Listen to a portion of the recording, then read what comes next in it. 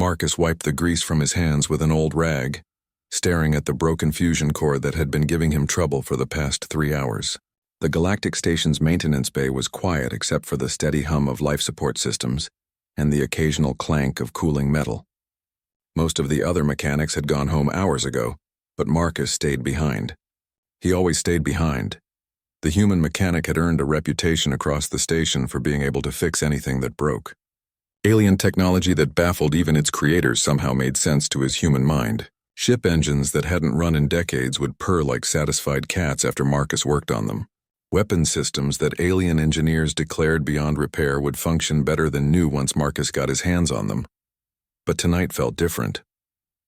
The fusion core belonged to a Zephyrian merchant vessel, and the ship's captain had been particularly rude when dropping it off. The tall, blue-skinned alien had looked down at Marcus with obvious disgust, muttering something about primitive humans and inferior understanding before storming out of the bay. It wasn't the first time Marcus had dealt with such treatment, but tonight it stung more than usual. The truth was, Marcus felt increasingly isolated on the station. While his skills were respected and needed, he was still seen as an oddity. Humans were relatively new to the galactic community, having only made contact 15 years ago. Most aliens viewed them as a curiosity at best, a threat at worst. Very few saw them as equals. Marcus had come to the station 5 years ago, hoping to prove that humans belonged among the stars. He had dreams of building bridges between species, of showing that humans could contribute meaningfully to galactic civilization. Instead, he found himself relegated to fixing other people's broken things while they looked down on him with barely concealed contempt. The fusion core sparked suddenly, sending a shower of blue sparks across his workbench. Marcus cursed under his breath and reached for his plasma welder. As he bent over the device, he heard soft footsteps behind him. "Working late again, I see." Marcus turned to find Zara standing in the doorway of his workshop. The young dragonkin female was perhaps the only being on the station who treated him with genuine kindness. Her scales shimmered with a soft golden hue in the workshop's lighting, and her large amber eyes held their usual warmth. Zara worked in the station's diplomatic corps, serving as a junior translator for various alien dignitaries. Despite her youth, she had a gift for languages that impressed even the most experienced diplomats. She spoke over 30 different alien languages fluently, including perfect human English, which she had learned specifically to communicate with Marcus. "Just trying to get this Zephyrian core working," Marcus replied, turning back to his work. "The captain wants it ready by tomorrow morning, and he made it very clear what he thinks of human competence." Zara moved closer, her clawed feet clicking softly on the metal floor. "Captain Vexistar is known for his poor attitude. Most of the diplomatic staff avoid dealing with him. You shouldn't let his words affect you." Marcus set down his tools and looked at her. "It's not just him, Zara, it's everyone. I've been here 5 years, and I'm still just the human who fixes things. Nobody sees me as anything more than a useful tool." The dragonkin's expression softened with understanding. She had always been perceptive, able to read emotions in ways that impressed even telepathic species. "You seem particularly down tonight, sir. Is there something else troubling you?" Marcus hesitated. He had received a message earlier that day from his sister back on Earth. She was getting married next month and had asked him to come home for the wedding. The thought of returning to Earth, even temporarily, filled him with a mixture of longing and dread. Part of him wanted to see his family again, but another part feared that leaving the station might mean admitting defeat. "I got word from home today," he said finally. "My sister's getting married. She wants me to come back for the wedding." "That's wonderful news," Zara said, though her tone suggested she sensed his conflicted feelings. "You should be happy for her." "I am," Marcus said quickly. "It's just, going back means admitting that I failed here, that I couldn't make the dream work." Zara was quiet for a moment, studying his face with those intelligent amber eyes. Then she smiled, revealing small pointed teeth that were somehow endearing rather than threatening. "You know, Marcus, I think you've been looking at your situation all wrong." "How so?" "You've spent 5 years trying to prove that humans belong in galactic society, but you've been doing it alone. You've isolated yourself in this workshop, fixing things for people who don't appreciate you. But that's not how integration really works." Marcus frowned. "I don't understand." Zara's smile widened. "What you need is perspective. You need to see how others view humanity. not just the prejudiced few who bring you their broken equipment. You need to understand your place in the larger picture. And how exactly do you suggest I do that? Zara's eyes sparkled with something that might have been mischief. Care to meet my mother? The question caught Marcus completely off guard. In all the time he had known Zara, she had never mentioned her family. He knew dragonkin were generally secretive about their personal lives, preferring to keep family matters private. The fact that she was offering to introduce him to her mother was significant, though he wasn't sure exactly how. Your mother? He repeated. She's currently visiting the station, Zara explained. She arrived this morning on a diplomatic mission. I think you would find a conversation with her quite enlightening. Marcus set down his tools completely now, giving Zara his full attention. What does your mother do? Zara's smile became mysterious. She holds a position of some importance in dragonkin society. Let's just say she has a unique perspective on interspecies relations and the role humans are beginning to play in galactic affairs. The offer was intriguing, but Marcus felt uncertain. Meeting the mother of his only real friend on the station felt like a significant step, though he wasn't sure in which direction. I don't know, Zara. I'm not exactly dressed for meeting diplomats. Zara laughed, a sound like wind chimes in a gentle breeze. My mother isn't concerned with appearances, Marcus. She's interested in substance. And you, my friend, have more substance than you realize.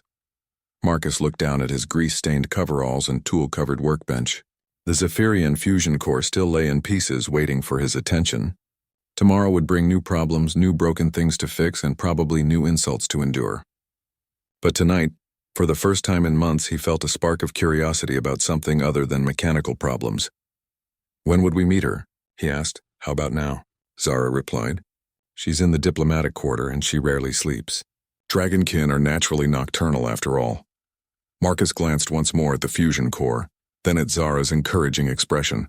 Something in her demeanor suggested that this meeting would be more significant than she was letting on. Perhaps it was time to step outside his workshop and see what the wider galaxy had to offer.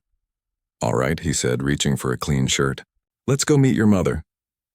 The diplomatic quarter of the station was a stark contrast to the industrial maintenance bay, where Marcus spent most of his time. Here the corridors were wider and lined with elegant panels that displayed shifting patterns of light. The air smelled of exotic flowers rather than engine oil and metal polish. As they walked, Marcus noticed several alien dignitaries in flowing robes and ceremonial armor, their conversations conducted in hushed, respectful tones. Zara led him through a series of increasingly ornate hallways, each one more impressive than the last. Marcus began to feel increasingly out of place in his simple work clothes despite Zara's earlier reassurances. The other beings they passed regarded him with curiosity, some with barely concealed disdain. A group of tall, ethereal celestials whispered among themselves as he walked by, their crystalline features catching the light. Zara, Marcus said quietly, are you sure this is a good idea? I don't exactly fit in here. The dragonkin glanced back at him with an amused expression. Marcus, you worry too much about fitting in. Sometimes the most important conversations happen between people who don't fit together at all. They stopped before a set of massive doors made from what appeared to be polished obsidian.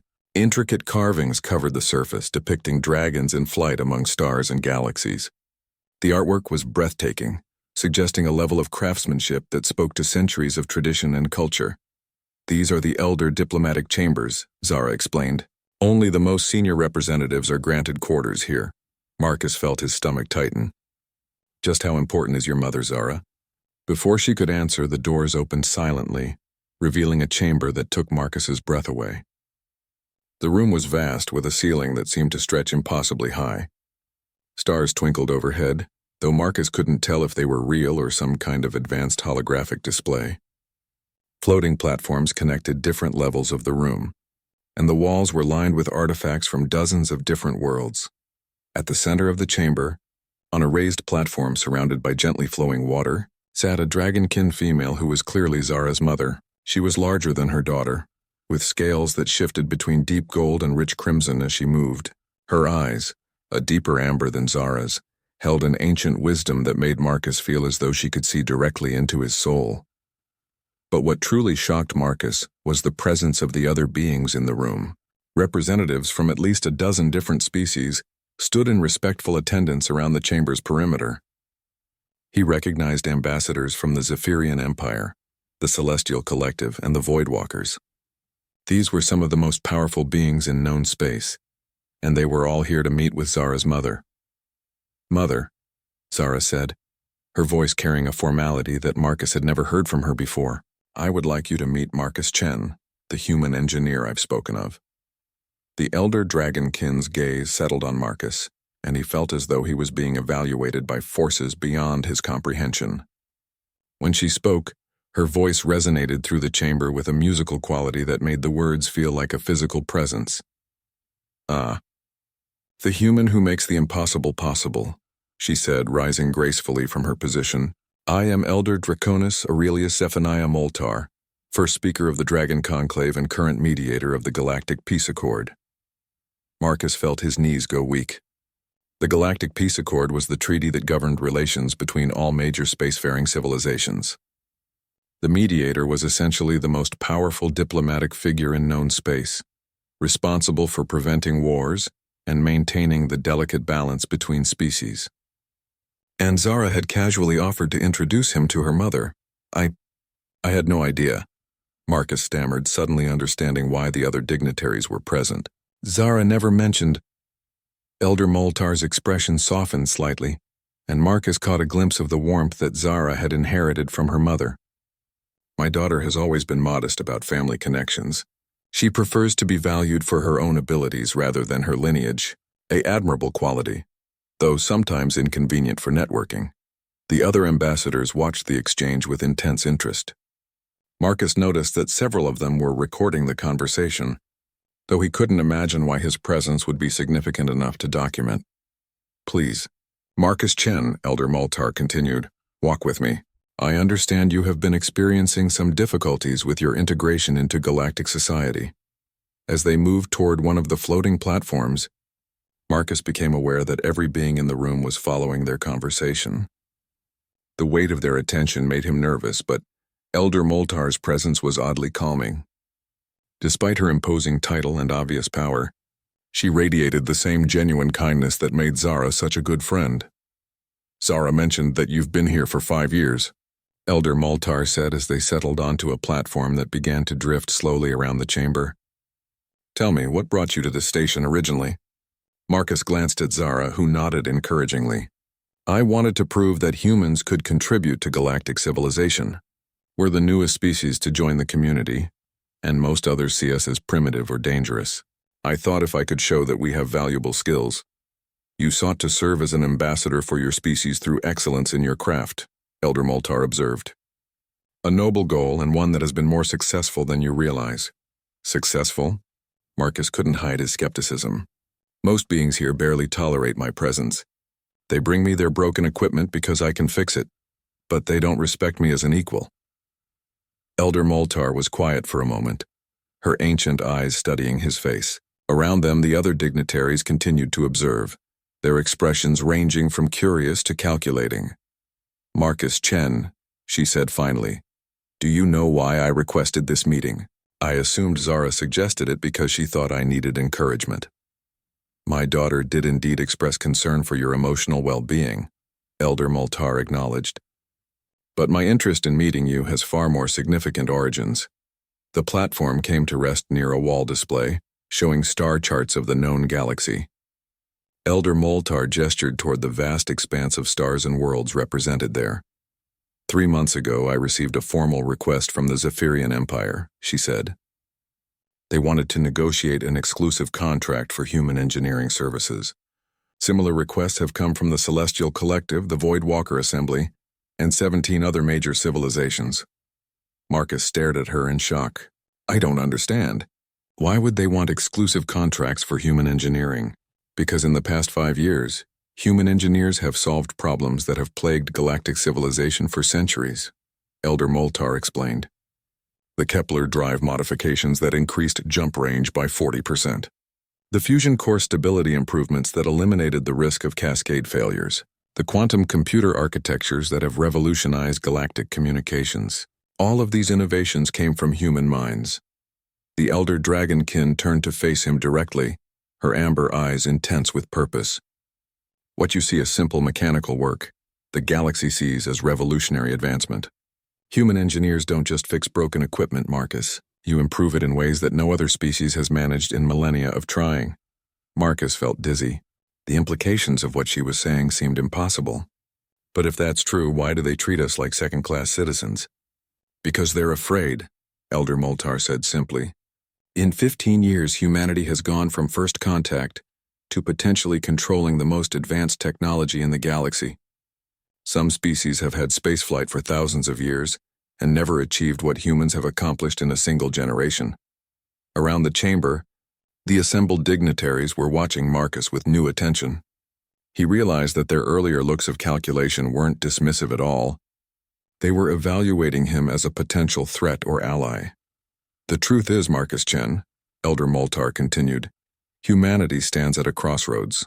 Your species can either become the most valued partners in galactic civilization or the most feared competitors. The choice lies not with governments or armies, but with individuals like you who represent humanity to the rest of the galaxy. Marcus looked at Zara, who was smiling with obvious pride in her mother's words. Is this why you brought me here? To tell me this? Partly, Zara admitted. But also because my mother has a proposition for you. Elder Moltar gestured for Marcus to follow her to a more private section of the chamber.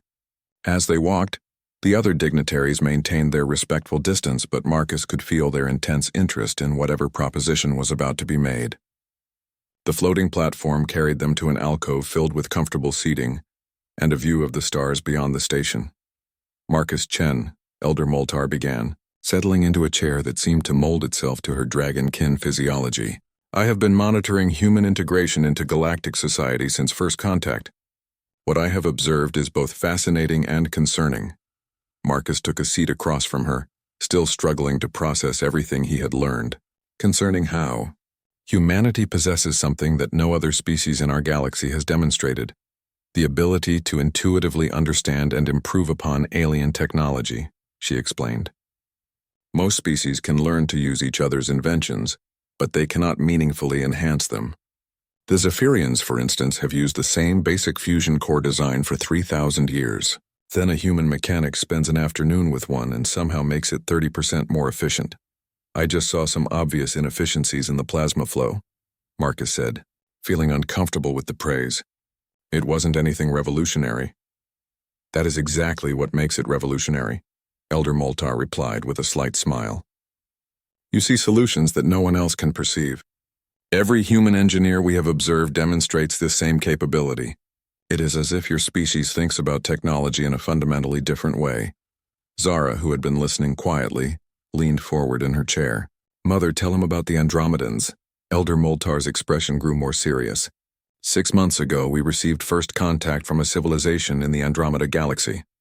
They call themselves the Orcs, and they have been observing our galaxy for several hundred years. Their technology is so advanced that our greatest scientists cannot even understand its basic principles. Marcus felt a chill run down his spine. That sounds ominous. It would be, except for one crucial detail, Elder Moltar continued. The hierarchs specifically requested to meet with human representatives. They claim that humanity is the first species they have encountered that shows promise for what they call technological transcendence. What does that mean? We are not entirely certain, Elder Moltar admitted. Their communication is often cryptic, but they have indicated that they wish to share certain technologies with humanity that they would not entrust to other species. They believe humans have the potential to use these technologies responsibly and effectively. Marcus looked between Elder Moltar and Zara, trying to understand the implications. You're talking about technologies that could change everything, aren't you? Potentially, yes, Elder Moltar confirmed.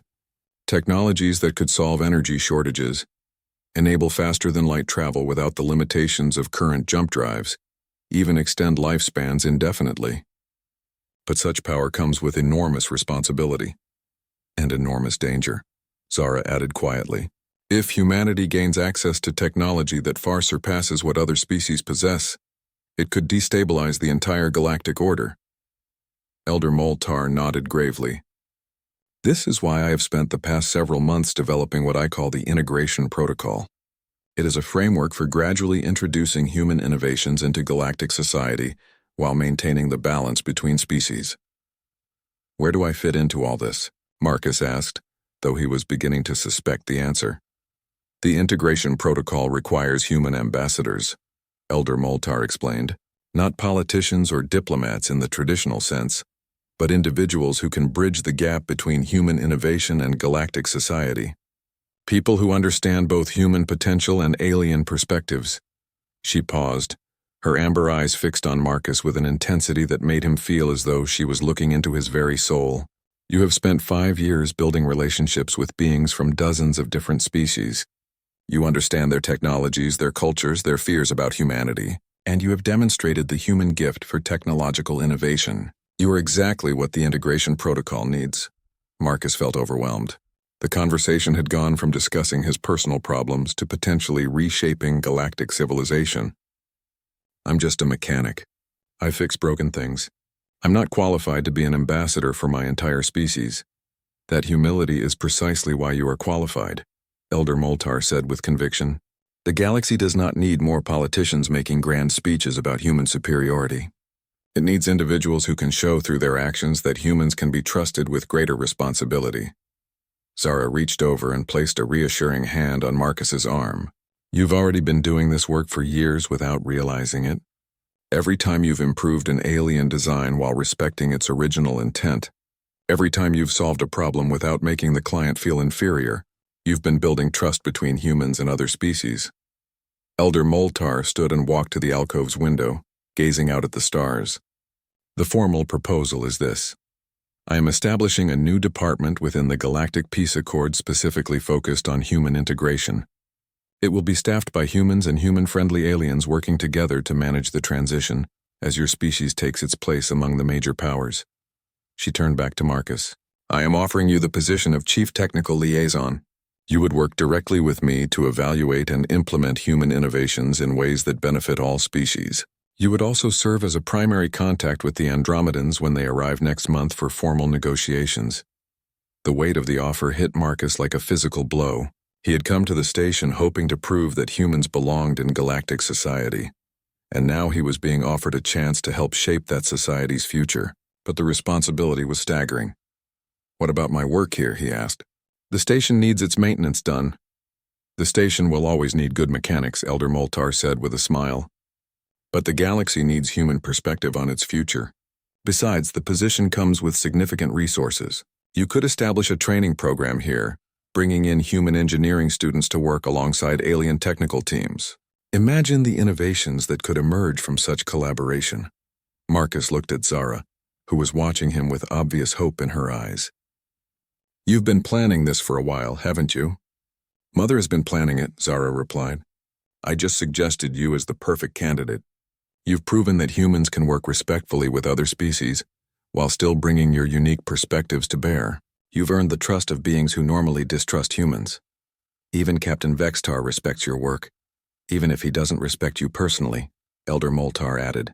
That kind of grudging professional acknowledgement from a Zephyrian traditionalist is actually quite significant. Marcus stood and walked to the window, looking out at the vast expanse of space beyond the station. Somewhere out there was Earth, where his sister was planning her wedding and his family wondered if he would ever come home. But also out there was the Andromeda Galaxy, where beings with unimaginable technology were preparing to make contact with humanity. If I accept this position, he said slowly, what happens to people like me, the humans who came to the frontier hoping to build something new? You become the foundation upon which humanity's galactic future is built, Elder Moltar replied. The integration protocol will create opportunities for thousands of humans to work in partnership with alien civilizations. Your example will show them how to succeed while remaining true to human values. Marcus turned back to face them. And if the Andromedans decide that humanity isn't ready for their technology, then at least we will have tried to prepare ourselves for the evaluation, Elder Moltar said simply. But I believe they are right about human potential. I have seen what you can accomplish when you apply your minds to problems that have stumped the rest of us for centuries. The chamber fell silent as Marcus considered the offer. Through the window he could see supply ships coming and going from the station, carrying the goods and materials that kept galactic civilization functioning. It was the same view he had seen from his workshop for 5 years, but now it looked different. Instead of seeing routine maintenance and repair work, he saw the intricate web of relationships and dependencies that held thousands of worlds together. "There's one condition," Marcus said finally. Elder Moltar raised an elegant eyebrow. "Yes, I want to go home first. To Earth for my sister's wedding. I need to see my family and explain what's happening. They deserve to know that their son isn't just fixing machines in some distant station anymore." Elder Moltar smiled, and for a moment she looked remarkably like her daughter. "Of course. The integration protocol cannot begin without its chief technical liaison being properly prepared. Besides, it will be good for you to remember why you're doing this work." Marcus felt a strange mix of excitement and terror. In the space of a single evening, his understanding of his place in the galaxy had been completely transformed. He was no longer just a mechanic trying to prove himself worthy of acceptance. He was being asked to help guide humanity's integration into a galactic. 3 weeks later, Marcus stood in his childhood bedroom on Earth, staring at the acceptance letter from the Galactic Peace Accord that had arrived via quantum relay. The document was written in 17 different languages, including formal English, and bore the seals of major civilizations spanning half the galaxy. In his hands, it felt both impossibly heavy and weightless at the same time. Outside his window, the familiar sounds of Earth continued unchanged. Children played in the street below, their laughter carrying on the evening breeze. His mother was in the kitchen preparing dinner for the family gathering, filling the house with the aromas of traditional Chinese cooking that he had missed more than he realized. Everything seemed exactly as he had left it 5 years ago, yet he felt like a completely different person. Marcus, his sister Jenny, appeared in the doorway, radiant in her wedding dress from the ceremony earlier that day. "Mom says dinner's ready. Are you coming down?" He looked at his sister, beautiful and happy, surrounded by the love of family and friends who had gathered to celebrate her new marriage. The contrast between this peaceful domestic scene and the vast galactic responsibilities awaiting him felt almost surreal. "In a minute," he said, carefully folding the letter and placing it in his jacket pocket. "You look amazing, by the way. David's a lucky man." Jenny smiled and sat on the edge of his bed, her expression growing more serious. "You've been different since you came home." Distracted. "Is everything okay?" Marcus had been dreading this conversation. "How do you explain to your family that you've been offered a position that could shape the future of human civilization? How do you tell them that beings from another galaxy are coming to evaluate whether humanity deserves access to technologies that could revolutionize existence?" "I've been offered a new job," he said carefully. "A promotion, actually. It's a big opportunity, but it would mean staying away from Earth for longer periods." "What kind of promotion?"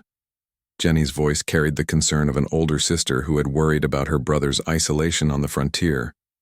Before Marcus could answer, his phone chimed with an incoming quantum transmission. The caller ID made his heart skip. Zara. He hadn't spoken to her since leaving the station, though she had sent several messages updating him on the preparations for the Andromedan contact. "I should take this," he told Jenny, who nodded and left him alone. "Marcus." Zara's voice came through clearly despite the vast distance. "How was the wedding?" "Beautiful," Marcus replied, feeling a warmth in his chest at hearing her voice. "Jenny looked perfect and the whole family is here. It's been good to see everyone." "I'm glad. You needed this time with your family." There was a pause, then Zara's tone became more serious. "Marcus, I'm calling because the situation has changed. The Andromedans have moved up their timeline. They'll be here in 2 days." Marcus felt his stomach drop. 2 days? I thought we had another week." "So did we. They sent a message this morning saying they've observed recent developments that require immediate attention. Mother thinks they may have detected some of the military preparations that various species have been making. Everyone's nervous about first contact with a technologically superior civilization." Marcus walked to his window, looking out at the peaceful Earth evening. "What kind of military preparations?" "The Zephyrian Empire has moved 3 battle fleets to the Outer Rim. The Celestials have activated their defense networks. Even the normally peaceful Harmony Collective has begun upgrading their shield generators. Everyone's afraid the Andromedans might be hostile, despite their peaceful overtures. And what does your mother think? She thinks the military posturing is exactly what might convince the Andromedans that this galaxy isn't ready for advanced technology. If they see us preparing for war against them, they might decide to withdraw their offer entirely. Marcus closed his eyes, feeling the weight of responsibility settle on his shoulders. Below, he could hear his family laughing and talking, celebrating Jenny's marriage without any awareness that the future of their species might depend on decisions made in the next few days. "What do you need me to do?" he asked. "Come back. Now. Mother has arranged a shuttle that can get you here in 18 hours if you leave tonight. The integration protocol is our best hope for convincing the Andromedans that humanity can be trusted with advanced technology, but we need you here to implement it." Marcus looked around his childhood room, filled with memories of a simpler time when his biggest concern was getting good grades in engineering school. On his desk was a photo of him and Jenny from her high school graduation, both of them grinning at the camera without any idea of the cosmic responsibilities that awaited them. "Marcus," Zara's voice brought him back to the present. "I know this is asking a lot. You just got home, your family needs you." "No," Marcus said firmly. "You're right. This is bigger than my personal needs. I'll catch the next transport." "Thank you," Zara said, and he could hear the relief in her voice. "Marcus, there's something else. The Andromedans specifically requested that you be present for their initial contact. They want to meet the human who has been chosen as chief technical liaison. They know about me? Apparently they've been monitoring our communications more closely than we realized.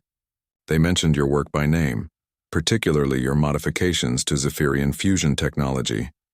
They seem very interested in human intuitive engineering capabilities."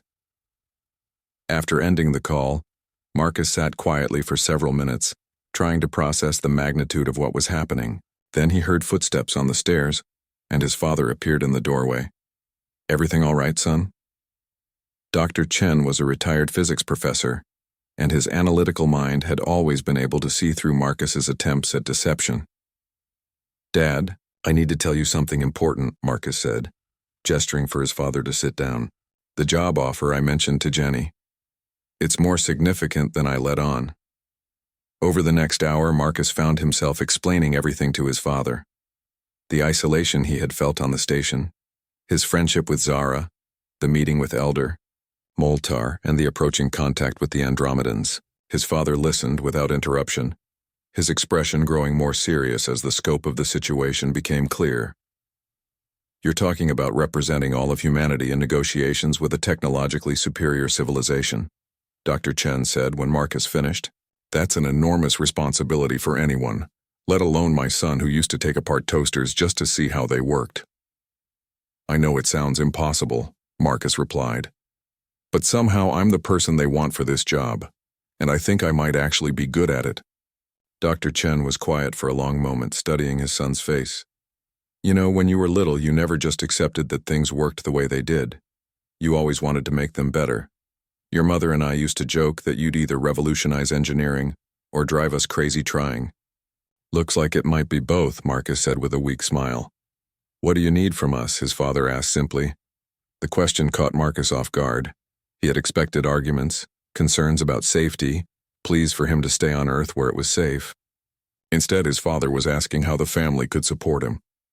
"I need you to understand that I might not be able to come home very often," Marcus said. "This work is going to require me to travel throughout the galaxy, working with species we've never even met. I might be gone for years at a time." "Marcus," his father said, placing a hand on his shoulder, "when you left for the station 5 years ago, your mother and I knew you were meant for something more than fixing cars in the local garage. We didn't know it would be this, but we always knew you were destined to build bridges between different worlds." Downstairs, Marcus could hear Jenny calling for him to come to dinner. His family was gathered, celebrating love and new beginnings while he prepared to leave them again for challenges that might reshape civilization itself. "I have to go back tonight," Marcus said. "There's a transport leaving in 3 hours." Dr. Chen nodded slowly.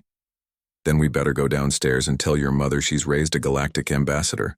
She's going to want to pack you enough food for the entire diplomatic corps."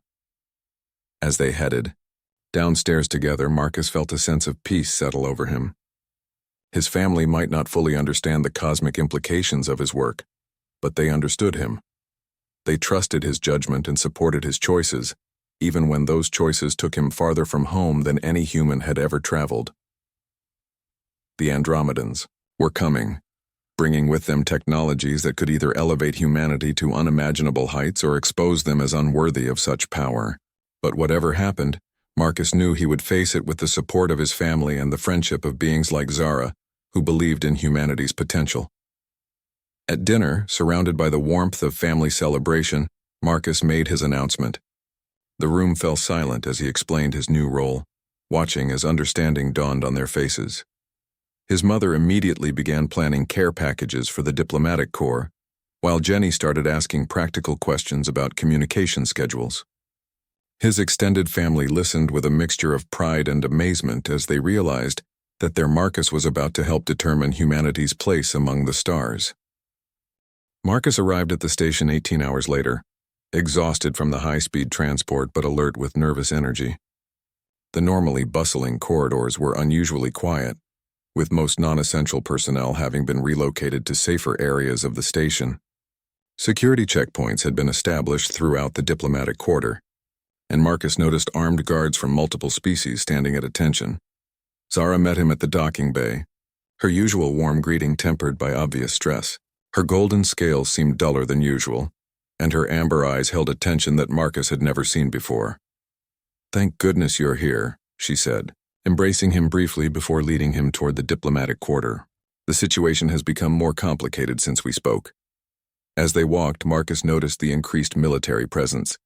Zephyrian soldiers in their distinctive blue armor stood alongside celestial peacekeepers, whose crystalline bodies hummed with barely contained energy. Even the normally serene Harmony Collective had deployed their biomechanical guardians to the station. "What's happened?" Marcus asked. 3 hours ago, the Andromedans sent another message, Zara explained as they approached the elder diplomatic chambers. They announced that they would be arriving with what they called a demonstration of intent. No one knows what that means, but every military advisor on the station is interpreting it as a potential threat. They entered the main chamber to find it transformed into a crisis management center. Holographic displays showed the positions of various fleets throughout the galaxy, while diplomatic staff from dozens of species worked frantically at communication stations. At the center of it all, Elder Moltar stood before a massive three-dimensional star map, her expression grave as she consulted with military commanders and diplomatic advisors. When she saw Marcus, relief flooded her features. "Marcus Chen, excellent. We have much to discuss and very little time." She gestured for him to join her at the star map, which showed the outer edge of the galaxy where a single contact was approaching at impossible speeds. "The Andromedan vessel will arrive in 14 hours, she said. "Our best instruments can barely detect it, and what they do detect makes no sense according to our understanding of physics." Marcus studied the display, noting the readings that accompanied the contact. "These energy signatures, they're off the charts. What kind of propulsion system could generate this kind of output?" "That is exactly what we need you to help us understand," Elder Moltar replied. "But first I must brief you on the political situation. The military leaders want to meet the Andromedans with a show of force. They believe that appearing weak will invite conquest. And you disagree?" "I believe that appearing threatening will confirm their worst suspicions about our readiness for advanced technology," Elder Moltar said firmly. "The Andromedans have been observing us for centuries. They know we are capable of violence. What they need to see is that we are also capable of wisdom." A Zephyrian admiral approached their position, his blue skin flushed with agitation. "Elder Moltar, my government insists that we maintain defensive positions. The Andromedans could destroy our entire civilization with technology we cannot even comprehend, which is precisely why we must show them that we do not respond to the unknown with immediate hostility," Elder Moltar replied calmly. "Admiral Kethvar, meet Marcus Chen, our new chief technical liaison." The admiral's expression shifted from irritation to curiosity as he studied Marcus. "So this is the human whose fusion modifications have improved our fleet efficiency by 30%. Impressive work. though I still question the wisdom of placing such responsibility on someone so young. Age is less important than perspective, Marcus replied, surprising himself with his confidence. Admiral, what would you do if a civilization far more advanced than yours approached with unknown intentions? Prepare for the worst while hoping for the best, the Admiral answered immediately. And if you were the advanced civilization, how would you interpret such preparations? Admiral Kethavar paused, his expression thoughtful. I would assume they considered me a threat to be defended against. Exactly, Marcus said. So the question becomes, do we want the Andromedans to see us as a potential threat, or as a species mature enough to welcome peaceful contact? Before the Admiral could respond, alerts began sounding throughout the chamber. The star map updated to show multiple new contacts approaching from different directions. The single Andromedan vessel had somehow multiplied into a fleet of 7 ships, all moving at the same impossible speeds. How is that possible? Zara whispered. Our sensors showed only 1 ship moments ago. Elder Moltar's expression remained calm, but Marcus could see the tension in her stance. Either they have cloaking technology beyond our understanding, or they can replicate their vessels in ways we cannot comprehend. The lead Andromedan ship suddenly stopped, hanging motionless in space at the exact edge of the galaxy's gravitational influence. The other 6 vessels arranged themselves in a perfect hexagonal pattern around it, their positions so precise that Marcus suspected computer guidance rather than manual piloting. Then something happened that made every being in the chamber freeze in astonishment. The 7 ships began to change, their forms shifting and flowing like liquid metal. Within minutes, they had combined into a single massive structure that dwarfed even the largest ships in the galactic fleet. By the void, Admiral Kethavar breathed. What kind of technology allows ships to merge like that? Marcus stared at the display, his engineer's mind racing to understand what he was seeing. It's not just technology, he said slowly. It's a completely different approach to matter itself. They're not building ships in the traditional sense. They're manipulating the fundamental structure of materials. A new message appeared on the communication channels, transmitted in perfect galactic standard. Greetings to the beings of this galaxy. We are the hierarchs of Andromeda. We come bearing gifts for those who have demonstrated wisdom, and warnings for those who have not. We request immediate audience with the human. Designated Marcus Chen and the Dragonkin Elder Moltar, the chamber erupted in surprised conversations, as beings realized that the Andromedans not only knew specific individuals by name but had requested a meeting with a human as their primary contact. Marcus felt every eye in the room turned toward him, the weight of expectation almost crushing. They asked for me specifically, he said, his voice barely above a whisper. Because you represent something they value, Elder Moltar replied, her tone filled with certainty. Marcus, this is what we have been preparing for. The integration protocol. Your work bridging different species technologies, your understanding of both human innovation and alien perspectives. This is why you are here. Admiral Kethavar stepped forward, his earlier skepticism replaced by grudging respect. What do you need from us, Chief Liaison? Marcus looked around the chamber at the assembled representatives of galactic civilization. Beings who had been suspicious of humanity were now looking to him for leadership in the most important first contact in their history. The weight of responsibility was staggering, but he also felt a strange sense of rightness, as if everything in his life had been leading to this moment. I need you to trust that humanity can handle this responsibility, he said, his voice growing stronger. The Andromedans specifically requested human involvement for a reason. They see something in us that perhaps we don't fully understand ourselves, but I think it has to do with our ability to look at impossible problems and find solutions that no one else can see. He turned to Elder Moltar. What's the plan for first contact? The Andromedans have requested that we meet them at a neutral location, she replied. They're transmitting coordinates for a point in empty space between their position and ours. They want only you, me, and a small diplomatic escort. No military vessels? Admiral Kethavar asked with obvious concern. None, Elder Moltar confirmed. They were very specific about that. They said that the presence of weapons would be interpreted as a rejection of their peaceful intentions. Marcus nodded, understanding the logic. They want to see if we can approach them with open hands instead of closed fists. It's a test of our maturity as a civilization, A test that could result in our destruction if we're wrong about their intentions, the Admiral pointed out. Or our elevation to unimaginable heights if we're right, Marcus replied. Admiral, in my experience, the greatest advances come from taking calculated risks on the unknown. This is humanity's specialty. We've been doing it since we first left our home planet. Elder Moltar smiled, her expression filled with pride and hope. Then let us prepare to show the Andromedans what human wisdom looks like when combined with galactic cooperation. Marcus, are you ready to potentially change the course of civilization? Marcus thought of his family back on Earth, celebrating love and new beginnings without any knowledge of the cosmic drama unfolding among the stars. He thought of Zara's faith in him, and Elder Moltar's belief that humanity deserved a place among the galactic powers.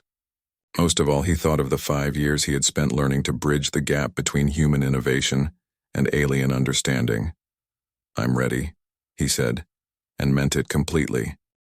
The diplomatic transport approached the coordinates provided by the Andromedans with a small escort of representatives from the major galactic civilizations. Marcus sat in the observation deck alongside Elder Moltar, watching as the Andromedan megastructure grew larger in the viewports. Up close, its scale was even more breathtaking than the sensor readings had suggested.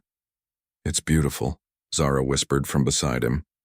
She had insisted on joining the diplomatic mission despite the potential dangers, arguing that her translation skills might be needed for such an important first contact. The Andromedan vessel defied every principle of ship design that Marcus knew. Instead of the angular, practical lines of galactic vessels, it flowed like a living thing, its surface rippling with patterns of light that seemed to pulse in rhythm with some cosmic heartbeat. The structure was easily 10 kilometers long and appeared to be growing even as they watched, adding new sections and configurations in real time. How are they doing that? Marcus asked, his engineer's mind struggling to comprehend what he was seeing. They appear to be manipulating matter at the molecular level, Elder Moltar replied, consulting her instruments. The entire vessel is essentially one massive piece of programmable matter, able to reconfigure itself for any purpose. A communication request came through on their ship's systems, but the signal was unlike anything in their databases. Instead of traditional radio waves or quantum transmissions, the message seemed to arrive as pure information, bypassing their receivers entirely and manifesting directly in their computer systems. Greetings, beings of the Milky Way galaxy, the message read, appearing simultaneously in every language represented on their ship. We welcome this opportunity for direct communication. Please prepare for transport to our vessel. Your safety is guaranteed by our highest protocols. Before anyone could respond, Marcus felt a strange tingling sensation throughout his body. The sensation grew stronger until suddenly, he found himself standing in a vast chamber aboard the Andromedan vessel. Elder Moltar, Zara, and the other diplomatic representatives materialized around him, all looking as startled as he felt. Incredible, Elder Moltar breathed. They transported us without any visible technology. No transporter pads, no energy beams, nothing. The chamber they found themselves in was unlike anything Marcus had ever seen. The walls seemed to be made of crystallized space itself, showing swirling galaxies and nebulae as if they were standing inside the universe looking out. The floor beneath their feet felt solid but appeared to be made of compressed starlight. At the center of the room, a figure waited for them. The being that approached them was humanoid in general shape but clearly not from their galaxy. Its skin had a translucent quality that revealed flowing patterns of energy beneath the surface. Its eyes were pools of deep blue that seemed to contain entire star systems, and when it moved, reality itself seemed to bend slightly around it. I am Synthesis, speaker for the hierarchs of Andromeda, the being said, its voice resonating through the chamber without moving its lips. We are honored to finally meet representatives of your remarkable galaxy. Marcus stepped forward, drawing on every diplomatic lesson he had learned during his years on the station. I am Marcus Chen, Chief Technical Liaison for the Galactic Peace Accord. This is Elder Moltar, mediator of galactic civilization and our diplomatic escort. We are honored by your invitation. Synthesis studied Marcus with those cosmic eyes, and he felt as though the being was reading not just his thoughts, but his entire history. You are the human who sees solutions where others see only problems. Your species' approach to technology has been illuminating to observe. You've been watching us work? Marcus asked. We have been observing your galaxy for 7 of your centuries, Synthesis replied. Most civilizations develop technology through gradual refinement of existing principles. They improve what they understand but rarely transcend their foundational assumptions. Humans approach technology differently. The being gestured and the walls of the chamber shifted to show holographic displays of various human innovations. Marcus recognized some of his own work among them, but also saw contributions from human engineers throughout the galaxy. You see a Zephyrian fusion core and do not ask how to make it work better within its existing parameters, Synthesis continued. You ask why it must work within those parameters at all. This is the foundation of what we call technological transcendence. Elder Moltar stepped forward. Honored Synthesis, our civilizations have observed that humanity possesses unusual capabilities for technological innovation. But we are concerned about the implications of advancing too quickly beyond our current understanding. Your concern is wise and demonstrates the very maturity we hope to find, Synthesis replied. Many civilizations have been offered transcendent technology. Most used it to dominate their neighbors or destroy themselves through reckless experimentation. This is why we observe before we offer. The wall shifted again, showing images of other galaxies, other civilizations. Some scenes showed incredible technological marvels, cities that spanned entire star systems and beings who had transcended physical limitations. Other scenes showed dead worlds and the ruins of once great civilizations. The gift of transcendent technology comes with a test, Synthesis explained. Not of technical capability, but of wisdom. Can a civilization integrate revolutionary advancement without losing its essential nature? Can it grow in power while maintaining its values? Marcus felt the weight of the question. And you believe humanity can pass this test? We believe humanity has already begun to pass it, Synthesis replied. Your work on this station, building bridges between species while advancing their collective capabilities, demonstrates the balance we seek. You improve their technology without diminishing their cultures. You solve their problems without creating dependency. Zara spoke up for the first time. What kind of technology are you offering? Synthesis smiled, an expression that somehow conveyed warmth despite the being's alien features. The ability to manipulate matter and energy at will, faster than light travel without the limitations of jump gates, the extension of consciousness beyond biological limitations, technologies that could solve every material problem your civilizations face. And in return? Elder Moltar asked. Partnership, Synthesis said simply. Our galaxy faces challenges that require fresh perspectives. The universe is far larger and more complex than even we fully understand. We seek allies who can help us explore possibilities we have not yet imagined. Marcus looked around at his companions, seeing the same mixture of awe and apprehension in their faces that he felt himself. The offer was everything they had hoped for and more than they had dared to dream. But the responsibility was staggering. There's something else, isn't there? Marcus said, trusting his instincts. You didn't just come here to offer us technology. You need something from us specifically. Synthesis's expression grew more serious, perceptive. Yes, there is an immediate concern. Our observations have detected patterns in your galaxy that suggest the emergence of a phenomenon we call the void hunger. It is a force that consumes entire star systems, leaving nothing but empty space behind. The walls showed images that made Marcus's blood run cold. Star systems simply ceasing to exist, their matter and energy disappearing as if they had never been. Entire civilizations vanishing without a trace, leaving only expanding spheres of absolute nothingness. The void hunger has consumed 3 galaxies in the past 1,000,000 years. Synthesis continued. It appears to be attracted to high concentrations of technological activity. Based on our calculations, it will reach your galaxy within the next 50 years. Elder Moltar's scales had gone pale. Is there a defense against it? Yes, but it requires technologies and perspectives that no single civilization possesses, Synthesis replied. It requires the kind of collaborative innovation that your integration protocol represents. Humans working with dragons, Zephyrians collaborating with celestials, all species contributing their unique strengths to a common goal. Marcus felt pieces clicking together in his mind. You're not just offering us technology to help us advance. You need us to help you fight something that threatens everything. The void hunger cannot be fought in the traditional sense, Synthesis explained. It can only be transcended. Civilizations that achieve true technological and spiritual unity can create barriers that the hunger cannot breach. But such unity requires the kind of bridge building that humans excel at. The chamber fell silent as the full scope of the situation became clear. They weren't just being evaluated for readiness to receive advanced technology, they were being recruited for a cosmic battle against forces that could erase existence itself. "How long do we have to prepare?" Marcus asked. "The integration protocol must be fully implemented within 20 years, Synthesis replied.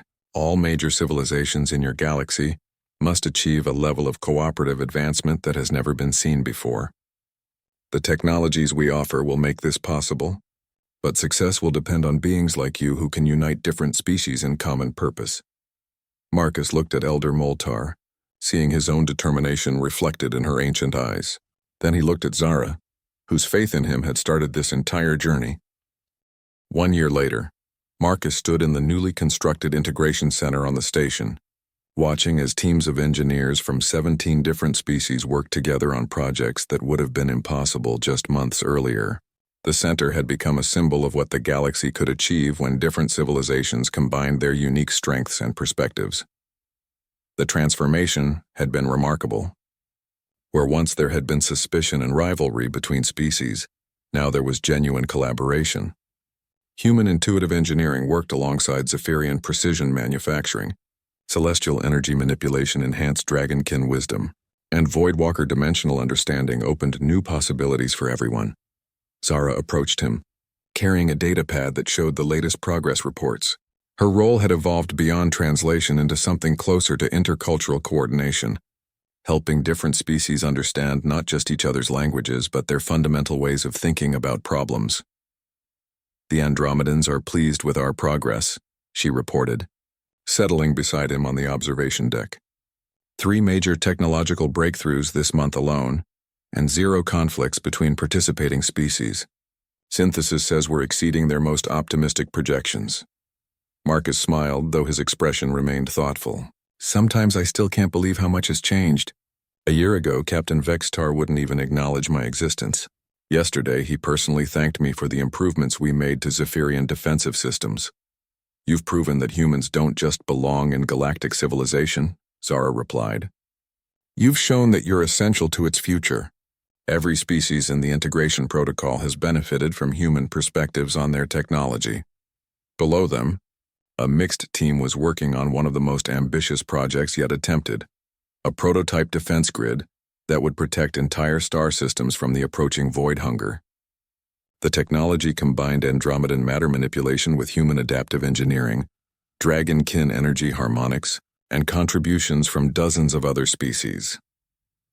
"The test results came back from the outer rim," Marcus said, checking his own datapad. "The prototype successfully repelled a minor void incursion. Nothing like what we'll face when the real threat arrives, but it's proof that the concept works." Zara's expression grew more serious. "Synthesis says the major wave will reach us in 18 years. Are we going to be ready?" Marcus considered the question carefully. The integration protocol had succeeded beyond everyone's expectations, creating a level of cooperation between species that had previously seemed impossible. But the void hunger represented a threat unlike anything the galaxy had ever faced. Success would require not just technological advancement but a fundamental transformation in how civilizations thought about their place in the universe. "We're going to have to be," he said finally. "The alternative isn't acceptable." A soft chime indicated an incoming priority message. Marcus activated the communication system to find Elder Moltar's image appearing in the hologram field. She was calling from the Galactic Council chambers, where representatives from every major civilization were gathered for the monthly integration protocol review. "Marcus, excellent timing," she said, her expression radiating satisfaction. "I have news that I think you'll find encouraging. The Council has just voted unanimously to establish permanent integration centers on 50 key worlds throughout the galaxy. Your center here will serve as the primary coordination hub." Marcus felt a surge of pride and accomplishment. That's incredible. A year ago, half those civilizations wouldn't even consider working together. "The success speaks for itself," Elder Moltar replied. "But more importantly, the Andromedans have announced that they're prepared to share the next level of technological advancement. They believe we've demonstrated sufficient unity and wisdom to handle more powerful tools." "What kind of tools?" Zara asked. "Reality manipulation on a galactic scale," Elder Moltar said, her voice filled with awe. the ability to reinforce the fundamental structure of space-time itself. With this technology, we could create barriers that the void hunger cannot penetrate, protecting not just individual worlds but entire regions of the galaxy. Marcus felt the familiar thrill of facing a technological challenge that seemed impossible, but somehow achievable. It was the same feeling he had experienced when first seeing broken alien equipment and instinctively understanding how to make it work better. "When do we start?" he asked. "Synthesis is preparing detailed technical specifications now," Elder Moltar replied. "But Marcus, this will require coordination on a scale we've never attempted. Every major civilization will need to contribute resources and expertise. The margin for error is essentially zero. Then we'll make sure there are no errors," Marcus said with quiet confidence. "We've proven that different species can work together when they have a common goal. Survival is the most common goal there is." After ending the communication, Marcus and Zara stood quietly for a moment, watching the teams below continue their work. The integration center never slept, with beings from different species working around the clock to develop technologies that would protect their shared future. "Marcus," Zara said softly, "do you ever think about what your life would have been like if I hadn't found you in that workshop a year ago?" Marcus considered the question. "Probably still fixing fusion cores and feeling sorry for myself. I might have eventually gone back to Earth permanently, convinced that humans didn't really belong among the stars. Instead, you've become the most important human in the galaxy," Zara pointed out. "Species that used to barely acknowledge humanity now depend on human innovation for their survival." "We all depend on each other now," Marcus corrected. "That's what makes the integration protocol work. No single species has all the answers, but together we can solve problems that would be impossible alone." A new group of engineers entered the work area below, including several young humans who had come to the station as part of the expanded exchange program. Marcus watched them integrate seamlessly with their alien colleagues, sharing ideas and perspectives without the cultural barriers that had once seemed insurmountable. "You know what the best part is?" Marcus said, his voice filled with wonder. "These young people don't see working with aliens as anything special. To them, it's just normal. They're growing up in a galaxy where cooperation between species is the default rather than the exception." "That's your legacy," Zara replied. "Not just the technology you've developed, but the future you've helped create. A future where the boundaries between species matter less than the shared commitment to survival and growth." Marcus's personal communicator chimed with a message from Earth. It was from his sister Jenny, sending pictures of her new baby daughter. The images showed a beautiful infant sleeping peacefully, unaware that her uncle was working to protect her world from cosmic forces that could erase existence itself. "What are you thinking about?" Zara asked, noticing his expression. "My niece," Marcus replied, showing her the pictures. "She's growing up in a universe where humans and aliens work together to face challenges that no single species could handle alone. When she's old enough to understand, she'll take it for granted that the galaxy is protected by beings from dozens of different worlds working in perfect cooperation." "And she'll be right," Zara said firmly, "because that's the future we're building." Marcus looked out at the stars visible through the center's massive windows, knowing that somewhere among them the void hunger continued its inexorable approach. But he also knew that the galaxy was no longer the collection of isolated, suspicious civilizations it had been when he first arrived at the station. It had become something greater, a true galactic community united by shared purpose and mutual respect. The human mechanic who had once felt isolated and undervalued had become the architect of that community's survival. And the dragon girl who had asked if he wanted to meet her mother had become his closest collaborator in building a future where all species could thrive together. Standing together in the integration center, watching the impossible become routine through the power of cooperation, Marcus and Zara knew they were witnessing the birth of something unprecedented in galactic history. Not just a defensive alliance against external threats, but a true civilization that transcended the boundaries of species. Homeworlds and ancient prejudices, the void hunger would come, but it would find a galaxy united and prepared, protected by technologies that merge the best.